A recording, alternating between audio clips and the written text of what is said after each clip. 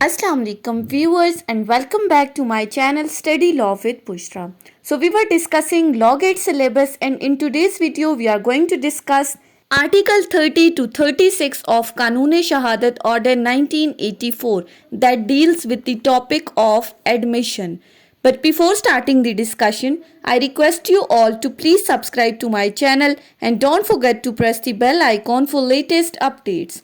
Do share this video with your friends and don't forget to comment your feedback. So let's move towards the discussion. आज की इस video में हमने देखना है कि एडमिशन क्या है और वो किस तरह रेलेवेंट होते हैं। एडमिशन को अगर हम डिफाइन करें तो ये वर्ड निकला है एडमिट से, मीन्स किसी चीज को एडमिट करना। आर्टिकल 30 एडमिशन को डिफाइन करता है और आर्टिकल 30 ये कहता है an admission is a statement. पहली बात, एडमिशन क्या है? कोई भी स्टेटमेंट दैट इज ऑरल और डॉक्यूमेंट्री। वो ऑरल भी हो सकती है और वो डॉक्यूमेंट्री यानी जबानी कलामी भी और इन रिटन फॉर्म भी। अब ये स्टेटमेंट ऑरल और डॉक्यूमेंट्री क्या करती है? Which suggest any inference as to any fact in issue और रेलिवेंट फैक्ट, जिससे हम कोई भी नतीजा अखज़ कर सकते हो, कोई भी नतीजा निकाल सकते हो। किससे रिलेटेड? किसी फैक्ट इन इशू से रिलेटेड या किसी रेलिवेंट फैक्ट से रिलेटेड। सो बेसिकली कोई भी ऐसी स्टेटमेंट ऑरल या डॉक्यूमेंट्री जिससे कोई भी नतीजा अखज़ किया जा सके किसी फैक्ट इन इशू से रिलेटेड या रेलिवेंट फैक्ट से रिलेटेड। अब आगे कहा गया है which is made by any of the person and under the circumstances here in after mention, यानी इस आर्टिकल से आगे जितने भी लोग मेंशन हैं वो एडमिशन कर सकते हैं। यानी वो ऐसी स्टेटमेंट दे सकते हैं जो ऑरल या डॉक्यूमेंट्री हो जिससे हम किसी फैक्ट इन इशू या रेलिवेंट फैक्ट से रिलेटेड कोई नतीजा अखज़ कर सकते हो। Admission is basically the concept of civil law. Admission हमेशा सिविल केसेस में एप्लीकेबल होता है, यानी कि किसी भी फैक्ट की एक्नॉलेजमेंट, किसी भी फैक्ट को एक्नॉलेज करना। अब एडमिशन एक ब्रॉडर टर्म है और जो टर्म कन्फेशन है वो इस एडमिशन के अंदर इंक्लूडेड है। That is confession is the admission of guilt. अब कन्फेशन को आज का हमारा टॉपिक नहीं है, कन्फेशन हम नेक्स्ट वीडियो में डिस्कस करेंगे। आज हमने सिर्फ एडमिशन तक की हद तक पढ़ना है। अब आर्टिकल 31 पे आ जाते हैं। आर्टिकल 31 अब यहां से बता रहा है कि कौन लोग एडमिशन कर सकते हैं। Admission by party to the proceedings और हिज एजेंट। नाम से ही, इसके टाइटल से ही आप देख लें, पहली बात पार्टी टू द प्रोसीडिंग्स और दूसरी बात उसका एजेंट। अब आ जाते हैं क्लॉज 1 की तरफ। आर्टिकल 31 की क्लॉज 1 कहती है the statement made by a party to the proceeding. ऐसी स्टेटमेंट जो पार्टी टू द प्रोसीडिंग्स करती है। अब पार्टी टू द प्रोसीडिंग्स कौन है? कोई भी प्लेंटिव और कोई भी डिफेंडेंट, क्योंकि एक सूट के अंदर दो पार्टीज होती हैं, प्लेंटिव और डिफेंडेंट। पहली बात कि वो प्लेंटिव या डिफेंडेंट जो स्टेटमेंट दे रहे हैं उसके साथ और by any agent to such party, या इन पार्टीज का कोई भी एजेंट जो उन्होंने अपने बिहाफ पर अपॉइंट किया हुआ है वो भी एडमिशन कर सकता है इस क्लॉज 1 के अकॉर्डिंग। लेकिन आगे शर्त क्या है? whom the court regards under the circumstances is expressly or impliedly authorized by him to make them। यानी जिनको कोर्ट ये मानती हो, कोर्ट ने ऑथराइज किया हो कि हाँ ये फलां बंदे इन पार्टीज के एजेंट से, लिहाजा ये एडमिशन करने के काबिल हैं, तब वो एडमिशन कर सकते हैं क्लॉज 1 के अकॉर्डिंग। क्लॉज 2 पर आ जाएं तो क्लॉज 2 कहता है statement made by the parties to the suit suing और suit in a representative character. अब रिप्रेजेंटेटिव कैरेक्टर से क्या मुराद है?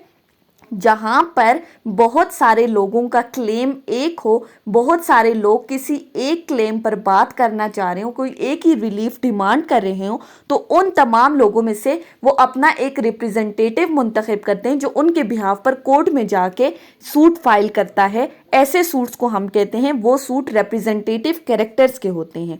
यानी कि कोई भी ऐसी स्टेटमेंट जो किसी पार्टी ने रिप्रेजेंटेटिव कैरेक्टर में दी हो वो एडमिशन नहीं है जब तक को इस रिप्रेजेंटेटिव कैरेक्टर की ऑथराइजेशन ना मिली हो। अगर उनको ऑथराइजेशन नहीं मिली फिर वो एडमिशन नहीं होगा, वो नहीं कर सकते एडमिशन।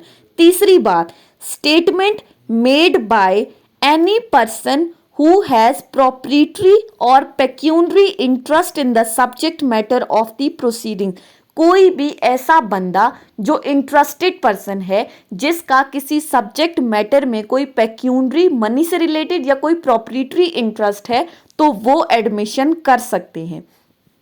और दूसरी बात, या फिर वो बंदे from whom the parties to the suits have derived their interest in the subject matter, जिससे पार्टी ने अपना इंटरेस्ट डिवेलप किया हो। कैसे? फॉर एग्जाम्पल, ए एक बंदा है घर का मालिक, बी ने उससे घर लिया तो उसने अपने राइट्स उससे डिराइव किए। अब फर्दर बी का इस घर से रिलेटेड किसी तीसरे बंदे के साथ कोई कॉन्फ्लिक्ट आता है, कोई डिस्प्यूट आता है और वो लिटिगेशन में चले जाते हैं, तो वो जो ए की स्टेटमेंट होगी वो एडमिशन कंसिडर की जाएगी, क्योंकि बी ने अपना इंटरेस्ट ए से डिराइव किया है, अपने राइट्स ए से डिराइव किए हैं। सो आर्टिकल 31 के अकॉर्डिंग स्टेटमेंट जो पार्टीज टू द प्रोसीडिंग्स देती हैं वो एडमिशन है, जो उनके एजेंट्स देते हैं वो भी एडमिशन कंसिडर होंगे जिनको एक्सप्रेसली या इम्प्लाइडली ऑथराइज किया हो। फिर दूसरी बात, रिप्रेजेंटेटिव कैरेक्टर में जो पार्टी सूट फाइल करती हैं वो स्टेटमेंट भी कंसिडर की जाती हैं, या जिनका कोई पेक्यूनरी या प्रॉपर्टी इंटरेस्ट है या फिर जिन्होंने अपना इंटरेस्ट किसी से डिराइव किया है, ये तमाम लोग एडमिशन कर सकते हैं। उसके बाद आ जाता है आर्टिकल 32। आर्टिकल 32 क्या कहता है? Admission by person whose position must be proved as against a party to the suit.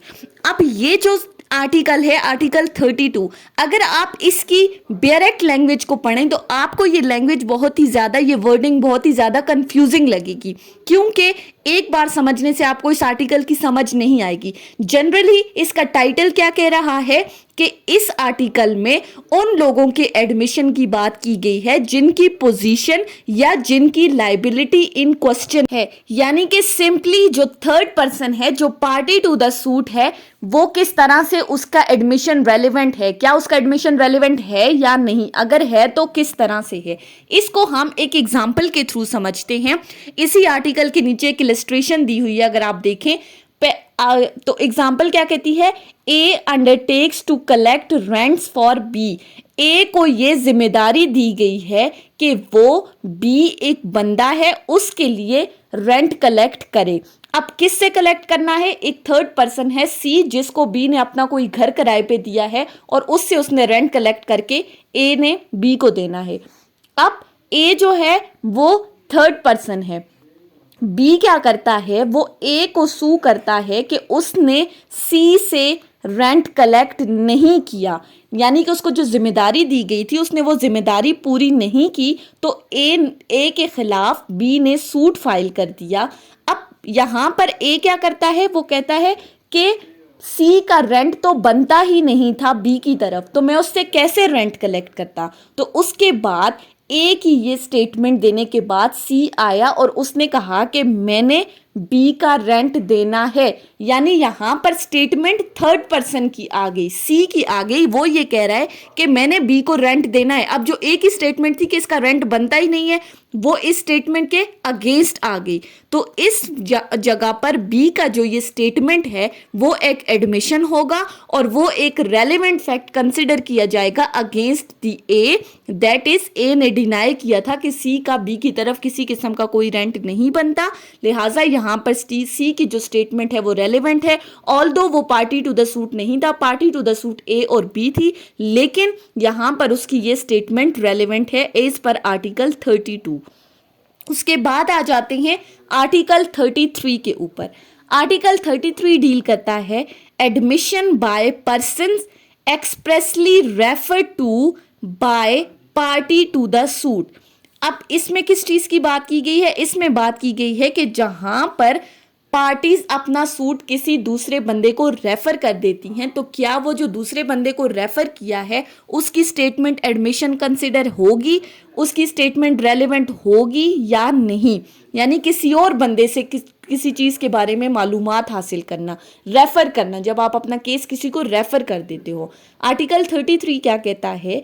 कोई भी ऐसी स्टेटमेंट जो उन बंदों की तरफ से की गई है जो पार्टी टू द सूट थे, जिन्होंने अपना सूट किसी थर्ड पर्सन को फॉर इंफॉर्मेशन रेफर कर दिया, ठीक है, जो डिस्प्यूट था इन क्वेश्चन, उसको किसी थर्ड पर्सन को रेफर कर दिया है in order to gain the information, तो क्या वो स्टेटमेंट रेलिवेंट है? तो आर्टिकल 33 कहता है yes, these the statements are relevant fact, they will be considered as an admission. अब इसी आर्टिकल के नीचे अगर आप देखें तो एक इलस्ट्रेशन दी गई है जिससे आपको इजीली ये चीज़ समझ में आ जाएगी। इलस्ट्रेशन देखें, the question is whether a horse sold by A to B is sound. A और बी के दरमियान कॉन्ट्रैक्ट हुआ, ए बी को अपना घोड़ा बेच रहा है। अब बात यहाँ पर ये आ गई है कि क्या वो घोड़ा साउंड माइंडेड है या नहीं। अब ए कहता है बी को कि तुम जाओ और सी एक थर्ड पर्सन है उससे पूछो, सी को हॉर्स की साउंड माइंडनेस के बारे में काफ़ी मालूमात है। सी क्या करता है, अब सी जो स्टेटमेंट देगा इस घोड़े के बारे में वो एक एडमिशन होगी, that will be considered relevant because A ने अपना केस खुद सी को रेफर किया था। उसके बाद आ जाते हैं आर्टिकल 34 के ऊपर। आर्टिकल 34 बात कर रहा है प्रूफ ऑफ एडमिशन की, that is proof of admission against the persons making them and by और ऑन देयर बिहाफ।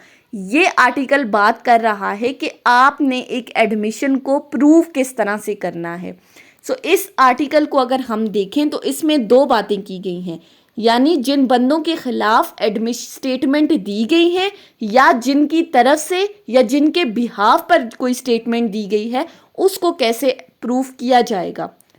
अब आर्टिकल 34 की बेयरक लैंग्वेज को देखें तो इसमें पहली बात की गई है admissions are relevant and may be proved as against the person who makes them और हिज रिप्रेजेंटेटिव इन इंटरेस्ट, कि एडमिशन रेलिवेंट है और उनको प्रूव भी किया जा सकता है उस बंदे के अगेंस्ट जिसने कोई स्टेटमेंट दी है या उसके रिप्रेजेंटेटिव इन इंटरेस्ट ने कोई स्टेटमेंट दी है, यानी कोई ऐसी स्टेटमेंट जो उस बंदे के खिलाफ चली गई है, जो उस बंदे के अगेंस्ट है, तो ऐसी स्टेटमेंट को प्रूव किया जा सकता है और ऐसी स्टेटमेंट रेलिवेंट है, यानी कि जो सेल्फ हार्मिंग स्टेटमेंट्स हैं उनको आप प्रूव कर सकते हैं। लेकिन साथ ही साथ आगे इसी क्लॉज में कहा गया है but they can not be proved by और on behalf of the person who makes them or by his representative in interest. लेकिन ऐसी स्टेटमेंट्स को आप प्रूव नहीं कर सकते, ऐसी स्टेटमेंट्स रेलिवेंट नहीं है जो एक बंदा अपने फेवर में कर रहा है, यानी कि जो सेल्फ सर्विंग स्टेटमेंट्स हैं, किसी भी बंदे के फेवर में किया गया एडमिशन, किसी की बंदे के अपने फेवर में दी गई जो भी स्टेटमेंट है वो एडमिसिबल नहीं है और वो रेलिवेंट कंसिडर नहीं की जाएगी। सो एडमिशन अगर सेल्फ हार्मिंग स्टेटमेंट्स हैं, अपने अगेंस्ट हैं, तो आप उनको प्रूव कर सकते हैं, लेकिन अगर सेल्फ सर्विंग स्टेटमेंट्स हैं तो उनको प्रूव नहीं किया जा सकता। लेकिन आगे इसी आर्टिकल में फर्दर 3 एक्सेप्शंस दी गई हैं जिनमें आप इन सेल्फ सर्विंग स्टेटमेंट्स को भी प्रूव कर सकते हैं। अब वो कौन सी सिचुएशंस है? पहली सिचुएशन को अगर आप देखें, an admission may be proved by or on behalf of the person making it when it is of such nature that if the person making it were dead and it would be relevant as between the third person under article 46। अब article 46 इसके बाद में हम discuss करेंगे, वो basically deal कर रहा है डाइंग डिक्लेरेशन के साथ या कोई भी ऐसे बंदे जो कि with who can not be found, तो एज उनकी जो स्टेटमेंट्स है वो रेलेवेंट कंसिडर की जाती है। यानी कि अगर कोई बंदा कोई ऐसी स्टेटमेंट दे रहा है, इसको हम एक एग्जांपल के थ्रू समझते हैं। इलस्ट्रेशंस में देखें, ए एक कैप्टन ऑफ शिप है, उसको ये कहा गया है कि वो अपने शिप को प्रॉपर कोर्स से हटाकर किसी दूसरे रास्ते में लेकर जा रहा है और एविडेंस भी यही दी गई है कि उसने ये शिप अपने रास्ते से हटाकर किसी दूसरे रास्ते की तरफ मोड़ ली है। अब ए जो कैप्टन था वो अपने पास एक बुक रखता था जो उसने ऑर्डिनरी कोर्स ऑफ बिजनेस में मेंटेन की गई थी और वो उसमें बाकायदा अपनी शिप के रूट्स के बारे में लिखता था और उस दिन भी उसने शिप के रूट के बारे में लिखा था कि वो उसे प्रॉपर कोर्स में ही लेकर जा रहा है। अब एक ही ये स्टेटमेंट्स प्रूव की जा सकती हैं अगर बाद में ए की डेथ हो जाती है, फॉर एग्जाम्पल लेट सपोज अगर ए मर जाता है, तो ये जो उसकी डॉक्यूमेंट्री स्टेटमेंट, हमने कहा एडमिशन क्या है, डॉक्यूमेंट्री या ऑरल है, यहाँ पर जो उसकी स्टेटमेंट है वो डॉक्यूमेंट्री फॉर्म में है, तो उसकी ये डॉक्यूमेंट्री स्टेटमेंट बाद में प्रूफ की जा सकती है उसके फेवर में, यानी उसकी अपनी स्टेटमेंट भी रेलिवेंट हो सकती है। सेकेंड क्लॉज में आ जाएं, an admission may be proved by और on behalf of the person making it when it consist of the statement of existence of any state of mind or body relevant in issue made at the time when such state of mind or body existed. यानी कि अब ये जो existence of state of mind और bodily feelings की हमने बात की थी, ये आर्टिकल 27 में की थी कि वो रेलिवेंट है। अब यहाँ अगर स्टेट ऑफ माइंड, बॉडी और बॉडीली फीलिंग्स के साथ उस बंदे की कंडक्ट भी आ जाती है जो इस चीज़ को हाईली इम्प्रॉबेबल बना देती है कि उसकी स्टेटमेंट फॉल्स नहीं हो सकती, तो ऐसी स्टेटमेंट भी रेलिवेंट कंसिडर होगी और ऐसी स्टेटमेंट को भी आप प्रूव कर सकते हैं। उसके बाद क्लॉज 3 में आ जाएं, तो क्लॉज 3 कहती है an admission may be proved by और on behalf of the person making it if it is relevant otherwise then an admission. अब इसमें यह कहा गया है कि जो आपकी सेल्फ सर्विंग स्टेटमेंट है, अगर ये एडमिशन ना भी होती तो भी हम इसको रेलिवेंट कंसिडर करते, तो ऐसी स्टेटमेंट भी एडमिसिबल है। सो एडमिशन को किस तरह से प्रूव कर सकते हैं? जनरली आपके अगेंस्ट दी गई स्टेटमेंट्स रेलिवेंट है और वो प्रूव भी हो सकती है। सेल्फ सर्विंग स्टेटमेंट्स को प्रूव नहीं कर सकते। 3 ऐसी सिचुएशंस है जिसमें सेल्फ सर्विंग स्टेटमेंट प्रूव हो सकती है, जहां पर डाइंग डिक्लेरेशन की बात आए, किसी कंडक्ट की ऑफ स्टेट ऑफ माइंड या बॉडी की बात आ जाए, या तीसरी चीज कि अगर ये सेल्फ सर्विंग स्टेटमेंट एडमिशन ना भी होती तो भी ये रेलिवेंट कंसिडर होती। तो ये आर्टिकल 34 था। उसके बाद आ जाते हैं आर्टिकल 35 के ऊपर। आर्टिकल 35 किस बारे में बात कर रहा है? When oral admissions as to the contents of documents are relevant, के कंटेंट्स ऑफ डॉक्यूमेंट से रिलेटेड ऑरल एडमिशंस कब रेलिवेंट होते हैं। अब ये बहुत ही इंपॉर्टेंट आर्टिकल है, तो चलिए इसको समझते हैं। आर्टिकल 35 से पहले अगर आप लोग आर्टिकल 70 को देखें, तो आर्टिकल 70 ये बात कहता है कि all the facts except the contents of documents may be proved by oral evidence, कि आप oral evidence से हर चीज़ प्रूव कर सकते हैं Sawai contents of document। contents of document क्या है? कि जो चीज़ डॉक्यूमेंट के अंदर लिखी हुई है उसको आप oral evidence के थ्रू प्रूव नहीं कर सकते, उसके लिए आपने वो ओरिजिनल डॉक्यूमेंट ही कोर्ट में प्रेजेंट करना है। सो आर्टिकल 35 कहता है oral admissions as to the contents of documents are not relevant। General rule क्या है कि oral admission contents of document से रिलेटेड relevant नहीं है, लेकिन 2 सिचुएशंस ऐसी हैं जिनमें contents of documents को oral admission के थ्रू प्रूफ किया जा सकता है। जब पहली बात प्राइमरी एविडेंस अवेलेबल नहीं है, यानी कि जो डॉक्यूमेंट आपने कोर्ट में प्रोड्यूस करना था वो डॉक्यूमेंट ही आपके पास नहीं है, वो प्राइमरी एविडेंस ही नहीं है, तो तब आपको फिर ऑरल एविडेंस लाना होगा। Secondly, unless the genuineness of the document produce is in question, या दूसरी सिचुएशन जहां पर डॉक्यूमेंट की जेन्युइननेस इन क्वेश्चन हो, तो तब भी आप ऑरल एविडेंस कोर्ट में प्रेजेंट कर सकते हैं। लेकिन जनरली कंटेंट्स ऑफ डॉक्यूमेंट से रिलेटेड ऑरल एविडेंस नहीं दिया जा सकता, वो रेलिवेंट कंसिडर नहीं होंगे। लेकिन 2 सिचुएशंस ऐसी हैं जिनमें आप कंटेंट्स ऑफ डॉक्यूमेंट को प्रूव कर सकते हैं ऑरल एविडेंस के थ्रू। पहली बात, जहां पर ओरिजिनल डॉक्यूमेंट आपके पास अवेलेबल नहीं है, और सेकेंडली जहां पर genuineness of the document in question है। उसके बाद आ जाते हैं आर्टिकल 36 के ऊपर। आर्टिकल 36 कहता है admission in civil cases when relevant, कि सिविल केसेस में एडमिशन कब रेलिवेंट होता है, क्या वो रेलिवेंट होता भी है या नहीं।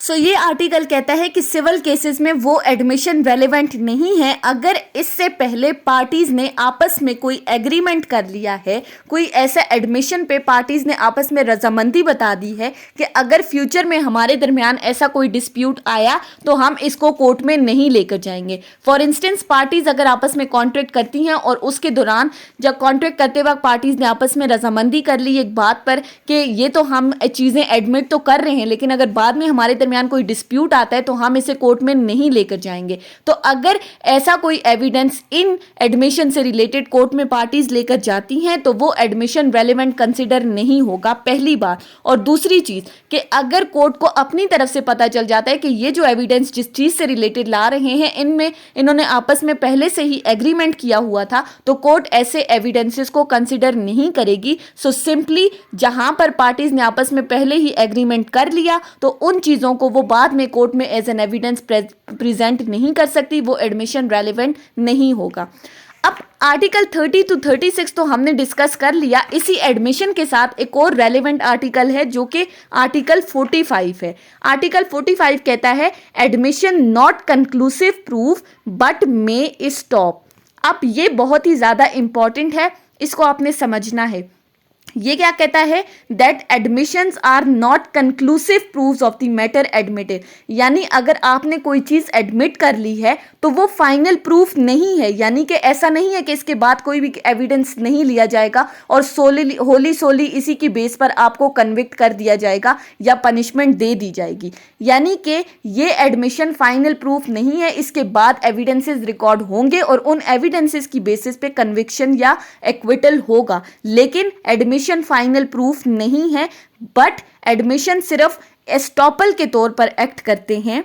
स्टॉपल मीन्स टू स्टॉप, के किसी बंदे को रोकना, यानी कि आपने जो पहले चीज एडमिट कर ली है अब आप अपनी उस चीज से मुकर नहीं सकते। सो आर्टिकल 45 के अकॉर्डिंग एडमिशन कंक्लूसिव प्रूफ तो नहीं है, लेकिन ये एज एन स्टॉपल एक्ट करता है, यानी आपने जो पास्ट में जो बात की है इन फ्यूचर आप उससे मुकर नहीं सकते। सो ये थी हमारी आज की डिस्कशन एडमिशन के टॉपिक के ऊपर। हमने आर्टिकल 30 से 36 तक इसको डिटेल में कवर किया है और उसके साथ आर्टिकल 45 को भी डिस्कस किया है। नेक्स्ट वीडियो में हम अपने कन्फेशन के टॉपिक को स्टार्ट करेंगे। सो आई होप कि आपको ये एडमिशन का टॉपिक समझ में आया होगा अगर आपने इस वीडियो को अटेंटिवली सुना है तो। सो अगर आपको ये वीडियो अच्छी लगी है तो इस वीडियो को लाइक करें, कॉमेंट करें, चैनल को सब्सक्राइब करना ना भूलें और ज़्यादा से ज़्यादा अपने फ्रेंड्स के साथ शेयर करें। Thank you so much for watching this video. Till then, अल्लाह हाफिज़।